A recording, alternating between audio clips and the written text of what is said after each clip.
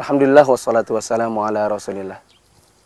Video ini adalah bentuk cinta kami kepada saudara-saudara kami. Mereka adalah sesama kaum muslimin. Mereka juga sama-sama berprofesi sebagai da'i. Mereka mengajak kaum muslimin untuk mengikuti jalan Allah dan jalan Rasulullah. Akan tetapi mungkin dengan tata cara yang sebenarnya salah. Kami katakan cara Anda tidak sesuai dengan manhaj yang seharusnya yang Rasulullah SAW contohkan dalam berdakwah. Saudara-saudara kami yang menamakan diri mereka sebagai ustadz-ustadz akhir zaman. Kami tahu bahwa saudara-saudara banyak menginginkan kebaikan bagi kaum muslimin. Niatnya baik. Akan tetapi niat baik saja tidak cukup. Karena dakwah merupakan ibadah dan ibadah juga punya tuntunan. Nabi SAW mengatakan, Man amila amalan laisa alaihi amruna fahuwa raddun.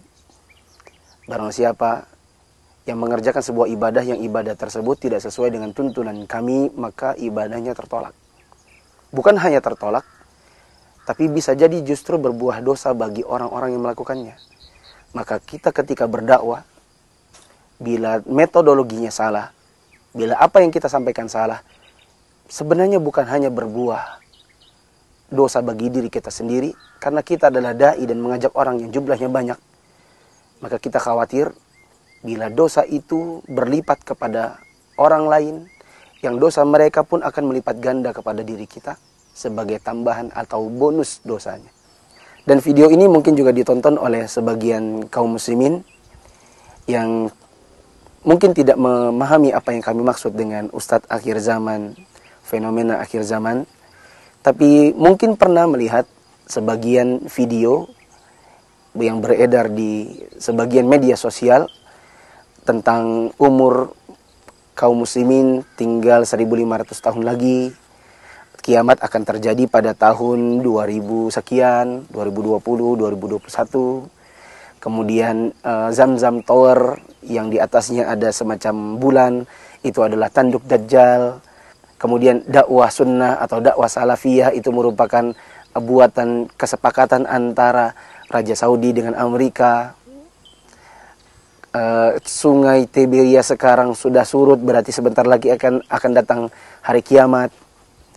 Dan hal-hal yang semacam ini yang mungkin aslinya datang dari hadis yang sahih, lalu kemudian dicocok-cocokkan dengan apa yang terjadi di zaman kekinian. Dalam video ini kami akan sampaikan beberapa pesan. Sebenarnya ini adalah pesan cinta. Karena kami tidak ingin teman-teman da'i akhir zaman ini jatuh ke dalam kesalahan yang terus-menerus. Tapi kami juga punya keterbatasan untuk menyampaikan secara langsung karena jarak, waktu, kesibukan. Sementara kami terus mendapati setiap hari bertubi-tubi muncul hoaks-hoaks yang disampaikan dalam mimbar-mimbar ceramah dan khutbah, memberitahukan kepada kaum muslimin sesuatu yang sebenarnya tidak sesuai dengan sunnah, bahkan menyimpang dari jalan sunnah. Maka kami memohon maaf kalau seandainya harus dengan cara menyampaikannya melalui media. Karena apa yang disebarkan juga melalui media.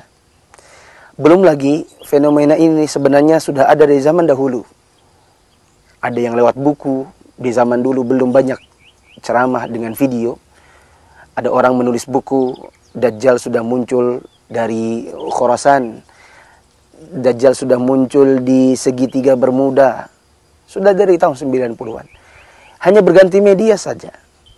Sehingga dengan fenomena yang terus-menerus berganti-ganti pemerannya, tapi kontennya kurang lebih sama, maka kami berharap semoga video ini bisa menjadi nasihat, meskipun nanti orangnya berganti-ganti dan datang kembali dengan sosok yang berbeda-beda.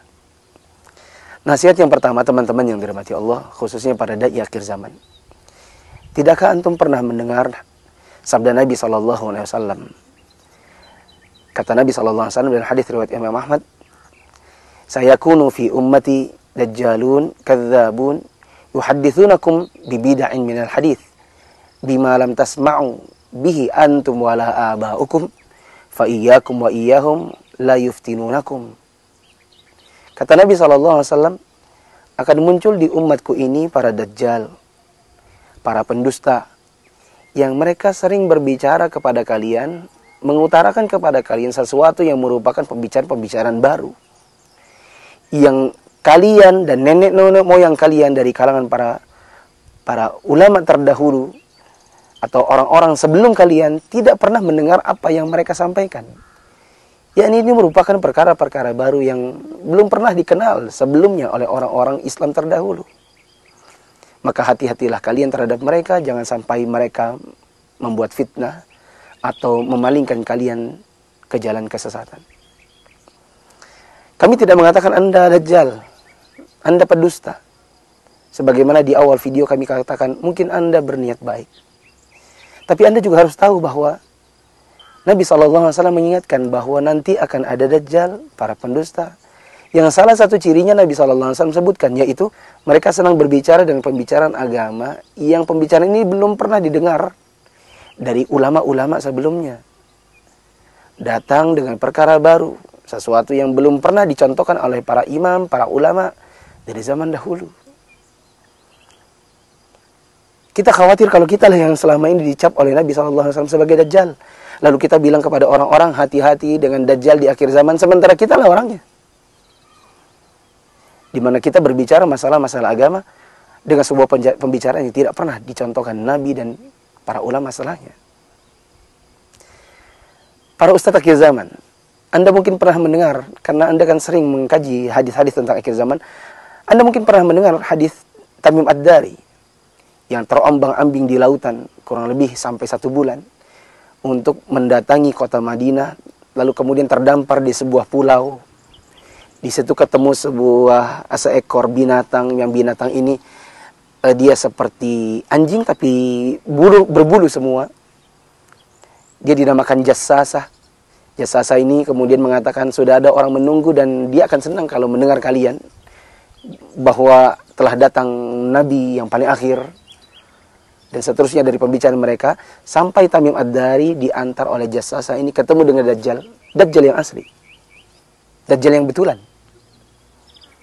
Singkat kata, akhirnya Tamim Ad-Dari meninggalkan pulau tersebut, sampai di kota Madinah, bertemu dengan Nabi SAW. Lalu kemudian dia mengatakan, saya bertemu dengan seorang yang ciri fisiknya bla bla bla. Sampai Nabi SAW mengatakan, oh itulah Dajjal. Nabi SAW naik ke atas mimbar sambil mengatakan, saudara kalian ini telah bertemu dengan Dajjal. Coba, apakah yang dilakukan Nabi SAW setelah mengetahui adanya Dajjal? Kalau kita di zaman sekarang, untuk ustadz-ustadz yang akhir zaman, bila itu terjadi, apa yang kira-kira antum lakukan? Belum kelihatan saja antum sudah menentukan Dajjal sudah muncul di mana, sudah melakukan apa. Adapun Nabi SAW tidak pernah mengatakan, ayo, misalnya, ayo kita siapkan alat perang, kita datangi pulau tersebut, mungkin Tamim Ad-Dari masih ingat rutenya, kita perangi dia. Tidak ada tindakan-tindakan yang menunjukkan ketertarikan Nabi untuk meneliti tentang Dajjal lebih lanjut. Kecuali sebatas yang Allah wahyukan kepada beliau, Nabi beritahukan kepada umatnya, agar mereka senantiasa berbuat baik dan mereka mengantisipasi tentang datangnya akhir zaman, mempersiapkan diri tentang datangnya kematian. Tidak lebih dari itu. Tidak sebagaimana yang dilakukan oleh teman-teman ustadz akhir zaman pada saat ini, yang terlalu berlebihan di dalam menyikapi fenomena akhir zaman. Nasihat kami yang kedua untuk para dai akhir zaman, ingatlah bagaimana para ulama terdahulu mencontohkan dalam berdakwah. Mereka sering mengatakan, menasihatkan untuk para dai, la tatakallam fi mas'alatin laisa laka fiha imam. Janganlah kalian berbicara suatu masalah agama yang kalian belum punya imam, belum punya kalangan para ulama yang mendahului kalian dalam berbicara masalah tersebut. Tentang umur kaum muslimin, 1500 tahun. Kiamat akan terjadi pada tahun sekian. Sungai anu, daratan anu, pegunungan anu, yang keadaannya sudah begini dan begitu, itu merupakan fenomena atau tanda akhir zaman. Dan lain-lain yang sering diutarakan oleh teman-teman ustadz akhir zaman ini. Coba kita lihat, apakah ada para ulama yang sudah berbicara masalah ini sebelumnya? Bila belum ada, maka tahan diri. Berhentilah di mana para ulama Ahlussunnah berhenti. Tahan lisan dari sesuatu yang mereka belum pernah membicarakan. Jangan berfatwa, jangan berkata-kata kecuali dengan yang pernah mereka contohkan. Kecuali kalau Anda adalah seorang mujtahid. Tinggal nanti berkoreksi diri, apakah kita ini levelnya mujtahid atau muqallid.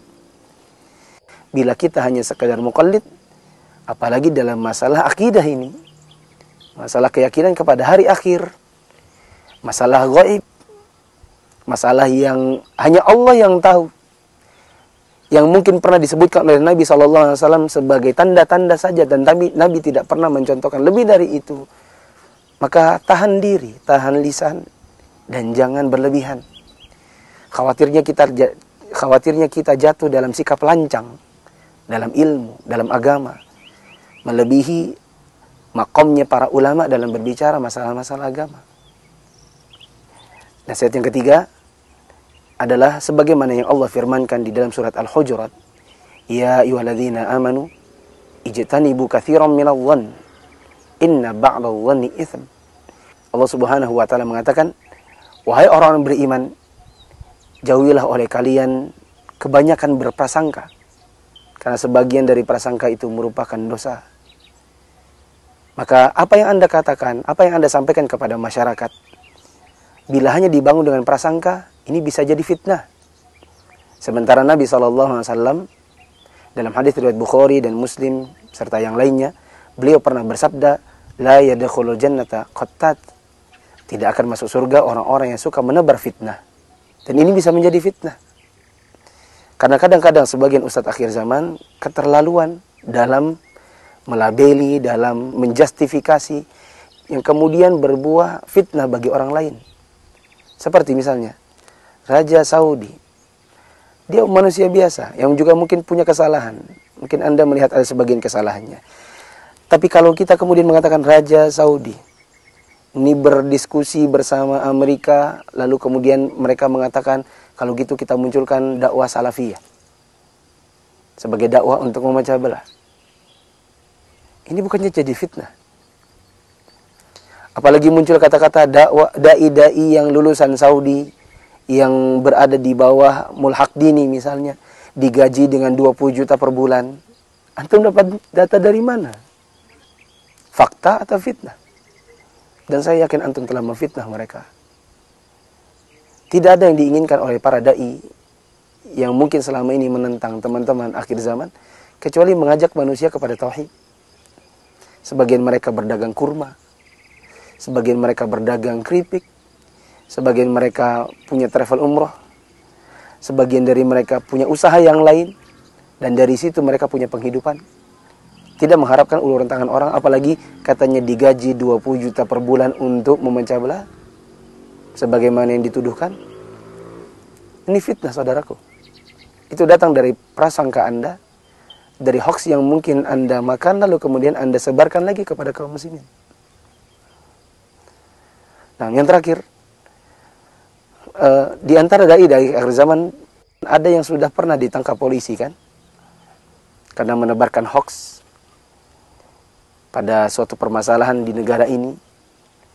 Lalu kemudian muncul di media dan meminta uzur dengan berkata, oh saya bukan menebarkan hoax, saya cuma menukil apa yang sudah viral di media. Setelah ditangkap polisi, baru kemudian meralat. Dan tidak seperti yang tampak di media, singa di media, dan jadi hanya kucing ketika di hadapan polisi, meminta maaf dan yang semacamnya. Maka kita katakan, keledai tidak akan jatuh ke dalam lubang yang sama 2 kali. Ini hanya karena bukan negara yang bersyariatkan dengan syariat Islam, sehingga dai-dai yang mungkin difitnah tidak perlu merasa untuk melaporkan Anda ke polisi, lalu berurusan dengan Anda dihukum. Tapi seandainya ini adalah negara dengan syariat Islam, maka kita mungkin akan bertemu di persidangan untuk mempertanggungjawabkan atas apa yang antum tuduhkan dan fitnah-fitnah yang antum sebarkan. Tapi karena antum adalah saudara kami sesama muslim, maka itu tidak kami lakukan. Jangan jatuh ke dalam lubang yang sama 2 kali. Kalaupun antum selamat di dunia, yakinlah antum tidak akan selamat di akhirat dengan atas apa yang antum lakukan. Aqulu qouli hadza wa astaghfirullah li wa lakum. Assalamualaikum warahmatullahi wabarakatuh.